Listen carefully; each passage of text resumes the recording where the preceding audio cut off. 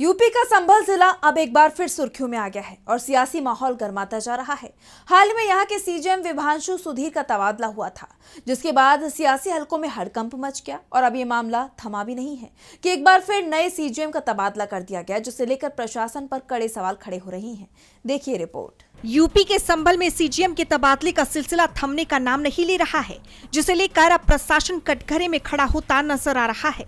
दरअसल 22 जनवरी की रात हाईकोर्ट ने नई तबादला सूची के तहत दीपक कुमार जायसवाल को संभल का नया सीजीएम नियुक्त किया। इससे पहले 20 जनवरी को अनुज चौधरी पर एफआईआर दर्ज करने का आदेश देने वाले सीजीएम विभांशु सुधीर का सुल्तानपुर तबादला किया गया था, जिसके बाद वकीलों का गुस्सा फूट पड़ा था। दर्जनों वकीलों ने कोर्ट के बाहर जमकर प्रदर्शन भी किया था, जिस दौरान सीजीएम साहब को वापस लाओ के नारे लगाए गए थे। तो वहीं आदित्य सिंह को संभल में सीजीएम का कार्यभार सौंपा गया था और अब उनका भी ट्रांसफर हो चुका है। लगातार हो रहे इन तबादलों को देखते हुए अब प्रशासन पर गंभीर सवाल उठने शुरू हो गए हैं। उनमें से एक अहम सवाल है कि क्या प्रशासन संभल हिंसा मामले में किसी के इशारों पर काम कर रहा है या इस हिंसा के कुछ जरूरी सबूत छुपाने की कोशिश की जा रही है।